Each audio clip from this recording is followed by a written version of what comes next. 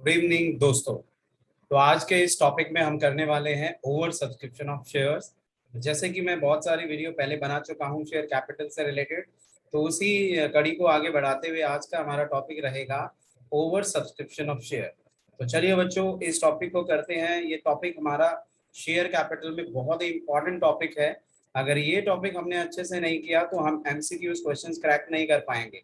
और इसी क्वेश्चन के ऊपर हमारा फुल फ्लेजेड क्वेश्चन होता था जब सब्जेक्टिव पेपर आता था, बट अब सब्जेक्टिव पेपर तो नहीं है, एमसीक्यूज बेस्ड है, तो ये टॉपिक और भी डिफिकल्ट हो जाता है समझना। बट इजी ट्रिक से और स्मार्ट टेक्निक से आज हम ओवर सब्सक्रिप्शन ऑफ शेयर को समझने की कोशिश करेंगे। तो चलिए शुरू करते हैं। सबसे पहली बात, ओवर सब्सक्रिप्शन ऑफ शेयर क्या होता है। तो देखो बच्चों, हमारी कंपनी शेयर इशू करती है, प्रोस्पेक्टस जारी करती है, उसको पढ़ के पब्लिक अप्लाई करती है। अब ऐसा हो सकता है कि अगर कंपनी के प्रोस्पेक्ट अच्छे हैं, कंपनी की रेपुटेशन अच्छी है, प्रॉफिट प्रोस्पेक्ट या ग्रोथ प्रोस्पेक्ट बहुत अच्छा है, तो उस केस में बहुत सारी पब्लिक जो है उस कंपनी के शेयर खरीदना चाहती है। तो इस केस में जब पब्लिक ज्यादा शेयर के लिए अप्लाई कर देगी, तो ऐसी सिचुएशन को हम क्या बोलने जा रहे हैं, ऐसी सिचुएशन को हम बोलने जा रहे हैं कि भी oversubscription of share. It means क्या है कि when share applied is more than the share issued, the situation is known as oversubscription. It means यहाँ पर एप्लीकेशन जो है वो ज्यादा आ गई है और हमारे पास जो शेयर इशूड है वो कम रहे। तो वैसी सिचुएशन में कंपनी क्या करेगी, क्योंकि कंपनी के पास तो शेयर कम है और एप्लीकेशन ज्यादा के लिए आ रही है, तो डेफिनेटली है कि यहाँ पर कुछ एप्लीकेशन को हमें रिजेक्ट करना पड़ेगा। तो कंपनी के पास यहाँ पे 3 कंडीशंस होती है अलॉटमेंट से रिलेटेड, तो वो हम डिस्कस करने वाले हैं। तो देखो बच्चों, अगर एक कंपनी 30,000 शेयर इशू करती है, एक शेयर की वैल्यू 100 ईच है, और अगर पब्लिक अप्लाई कर देती है 50,000 के लिए, सो डेफिनेटली यहाँ पर ओवर सब्सक्रिप्शन का केस बन जाता है। क्यों? क्योंकि अप्लाई किया 50,000 के लिए, कितने के लिए किया? 50 के लिए, और हम इशू कितने किए थे? 30,000 किया था। तो इट मीन्स यहाँ पर कंपनी के पास 20,000 ज्यादा के लिए एप्लीकेशन आ गई है। तो इस केस में कंपनी अब क्या करने वाली है, तो कंपनी के पास बेसिकली 3 ऑप्शंस अवेलेबल रहेंगे for the allotment of the shares. तो हम उसके बारे में बात करने वाले हैं। तो किस तरीके से कंपनी जो है वो अलॉटमेंट करेगी, वो हम एक बार देख लेते हैं।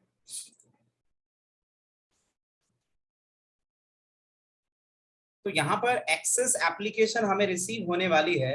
तो क्या एक्सेस एप्लीकेशन को कंपनी टोटली रिजेक्ट करेगी, क्या कंपनी प्रोराटा बेसिस पर अलॉटमेंट करेगी, या फिर दोनों का कॉम्बिनेशन रखने वाली, उसके बारे में हम देखेंगे। तो देखो बच्चों, यहाँ पे सपोज पहला केस है, कंडीशन है ओवर सब्सक्रिप्शन में अलॉटमेंट से रिलेटेड, क्या कि जो भी एक्सेस मनी होगी, एक्सेस एप्लीकेशन होगा, उसे रिजेक्ट कर दिया जाएगा और बाकी रिमेनिंग एप्लीकेंट्स को फुल शेयर क्या कर दिए जाएंगे? अलॉट कर दिए जाएंगे। तो इस केस में जो भी एक्सेस एप्लीकेशन आने वाला है, उन्हें हम एक रिग्रेट लेटर भेज के रिजेक्ट कर देंगे और बाकी जितनी भी एप्लीकेशंस है उनको फुल अलॉटमेंट कर दिया जाएगा। जैसे कि उसी एग्जांपल में एक कंपनी ने 50,000 शेयर ऑफर किए जनरल पब्लिक को और अप्लाई किया 80 का। तो अगर हमारी ये फर्स्ट कंडीशन है जिसमें एक्सेस एप्लीकेशन रिजेक्ट हो जाएंगी और बाकी एप्लीकेंट्स को फुल अलॉटमेंट की जाएगी। सो डेफिनेटली यहाँ पर एक्सेस एप्लीकेशन कितना है बच्चों? देखो 50 के लिए इश्यू किया था, 80 यहाँ पर अप्लाई हुआ, सो 30,000 एक्सेस एप्लीकेशन है। तो वही बोला है, इसको कंप्लीटली रिजेक्ट कर दिया, तो 30 वालों को हम कुछ भी नहीं देंगे, निल। इनका जितना भी पैसा एप्लीकेशन का हमारे पास आ चुका है वो पैसा हम इनका रिफंड कर देंगे और 50 एप्लीकेशंस को पूरा 50 अलॉटमेंट कर दिया जाएगा। तो इस सिचुएशन में क्या किया कंपनी ने? कंपनी ने एक्सेस एप्लीकेशन रिजेक्ट करके बाकी एप्लीकेशंस वालों को फुल अलॉटमेंट कर दी गई है। अब दूसरा क्या होगा, which is very important, partial allotment या प्रो रेटा अलॉटमेंट। इस सिचुएशन में क्या होगा, कंपनी एक्सेस एप्लीकेशन को रिजेक्ट नहीं करेगी बल्कि प्रोपोर्शनेट बेसिस पर जो भी एप्लीकेशन आया है उनको शेयर इशू अलॉट कर दिए जाएंगे। So in this case company never rejected application, rather shares are allotted in proportionate basis. जैसे कि वही 50,000 शेयर इशू किया और 80 के लिए एप्लीकेशन आया। अभी फर्स्ट केस में क्या था कि एक्सेस 30 को हमने रिजेक्ट कर दिया और 50 वालों को 50 दे दिया। बट यहाँ पर कंपनी क्या कर रही है? पार्शियल अलॉटमेंट कर रही है। मींस यहाँ पे 80 के लिए जिन्होंने अप्लाई किया हुआ है उन्हें 50,000 शेयर क्या कर दिए जाएंगे? अलॉट। तो इट मींस यहाँ पर अलॉटमेंट का एक रेशियो बन जाएगा, दैट इज 8:5। इट मींस अगर एक शेयर होल्डर, एक पब्लिक अगर 8 शेयर मांग रही है तो उसे कंपनी कितना दे रही है? 5। सो इट मींस कंपनी यहाँ पर कंप्लीटली रिजेक्ट नहीं कर रही है। तो ये हमारी सेकंड कंडीशन है प्रो रेटा अलॉटमेंट, जहां पर प्रोपोर्शनल बेसिस पर कंपनी जो है वो पब्लिक को शेयर अलॉट कर रही है। सो डेफिनेटली ये वाली कंडीशन हमारी पब्लिक के लिए काफी सूटेबल है, बेनिफिशियल है। क्यों? क्योंकि यहाँ हम अपनी पब्लिक को बिल्कुल भी निराश नहीं कर रहे हैं, उनको उनकी एप्लीकेशन के प्रोपोर्शनेट के बेसिस पर हम शेयर अलॉट कर रहे हैं। अब थर्ड कैटेगरी क्या हो सकती है बच्चों? Combination of full rejection and partial allotment. मतलब वहां पर जो एक्सेस एप्लीकेशन था फर्स्ट वाले केस में वो कंप्लीटली रिजेक्ट हो गया था, दूसरे में पार्शियल अलॉटमेंट। अब इन दोनों का कॉम्बिनेशन करके भी शेयर अलॉट किए जा सकते हैं। तो कैसे? इन दिस ऑप्शन कंपनी में reject some applications and some application may received full share. It means यहाँ पर कुछ एप्लीकेशंस को तो हम रिजेक्ट कर देंगे, कुछ को फुल दे देंगे और बाकी बचे हुए को प्रोरेटा बेसिस पर देंगे। जैसे कि फॉर एग्जांपल वही एग्जांपल को हम कैरी करते हैं कि 50,000 शेयर हमने इशू किया, पब्लिक ने अप्लाइड किया 80,000 के लिए। तो यहाँ पर अगर पहली कंडीशन होती तो 50 को 50 मिल जाती और 30 वालों को हम कर देते रिजेक्ट, और अगर ये कंप्लीटली प्रोरेटा अलॉटमेंट होता तो 80 वालों को 50 दे देते। बट यहाँ पे हमें कॉम्बिनेशन रखना है, मतलब कुछ रिजेक्ट भी कर देने हैं, फुल अलॉटमेंट भी कर देना है और प्रोरेटा भी बनाना है। तो देखो यहाँ पे अप्लाइड रखा, यहाँ अलॉटेड रखा। अप्लाइड का टोटल यहाँ 80 हो सकता है और यहाँ अलॉटेड का 50 हो सकता है। तो कंपनी ने क्या किया? पहले केस में बनाया कि 10,000 एप्लीकेशंस को हम रिजेक्ट कर देंगे, 30 वालों को 30 दे देंगे और रिमेनिंग एप्लीकेंट्स को प्रोरेटा बेसिस पर 20,000 दिए जाएंगे। सो ये हमारी कंडीशन है कॉम्बिनेशन की। कॉम्बिनेशन नहीं, जहां पर रिजेक्शन भी है, फुल अलॉटमेंट भी है और हमारा प्रोरेटा बेसिस भी है। तो यहाँ पर जो ये कंडीशन है अलॉटमेंट की, वो हमारे क्वेश्चन में स्पेसिफिकली मेंशन होगी। अगर मेंशन नहीं होगी तो हम एक ही कंडीशन बनाएंगे, that is pro rata condition. It means 80 वालों को कितना दिया जाएगा? 50 दिया जाएगा।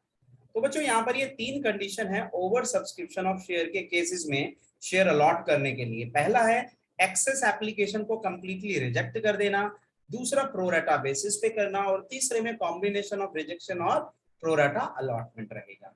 अब मुद्दा यहाँ पे बच्चों ये है कि अगर एक्सेस मनी हम रिसीव कर रहे हैं पर हमारे पास शेयर कम है, शेयर तो अलॉट कम हुए हैं, तो अलॉटमेंट के बेसिस पर ही एप्लीकेशन अमाउंट आना चाहिए था, बट एप्लीकेशन के बेसिस पर हमारे पास एक्सेस एप्लीकेशन आ जाता है। अब उस एक्सेस एप्लीकेशन मनी को हमें या तो रिफंड करना होता है या फिर वो हम अलॉटमेंट पर यूटिलाइज कर देते हैं।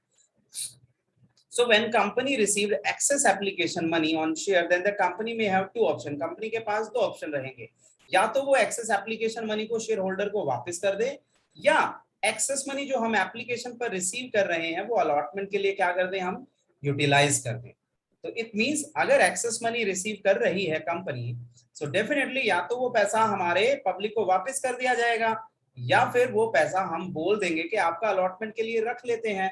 तो यहाँ पर इंपॉर्टेंट केस ये बनता है ओवर सब्सक्रिप्शन में कि एक्सेस मनी कैलकुलेट करना एप्लीकेशन का, और उस एक्सेस मनी को या तो रिफंड करेंगे या उसके बाद यूटिलाइज करेंगे अलॉटमेंट के लिए।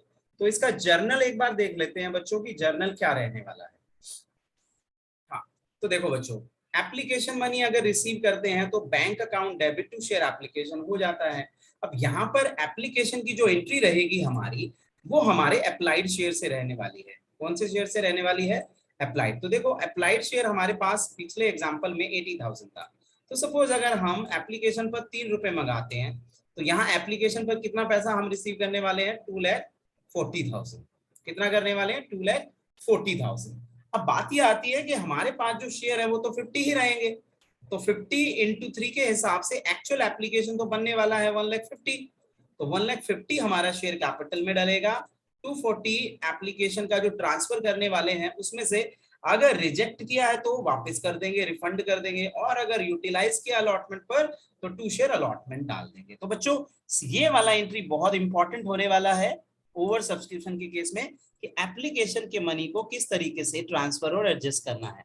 तो एप्लीकेशन मनी डेबिट करेंगे शेयर कैपिटल में, एग्जैक्टली जितना share allot into face value, जितना रिजेक्ट किया एप्लीकेशन वो वापस हो जाएगा और जितना एप्लीकेशन का पैसा अलॉटमेंट के लिए यूज कर रहे हैं वो यहाँ पे आ जाएगा।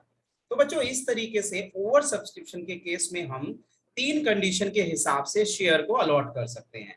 फुल रिजेक्शन वाला, उसके बाद प्रोराटा बेसिस और कॉम्बिनेशन ऑफ बोथ। तो बच्चों इस वीडियो को आप अच्छे से देख लें ताकि आपको ओवर सब्सक्रिप्शन से रिलेटेड जो कॉन्सेप्ट है वो क्लियर हो जाए कि क्या कहना चाह रहा है। उसके बाद बच्चों हम क्वेश्चन करेंगे अगली वीडियोस में ताकि आपको प्रैक्टिकल कॉन्सेप्ट भी अच्छे से समझ में आ जाए। तो तब तक गुड बाय, टेक केयर।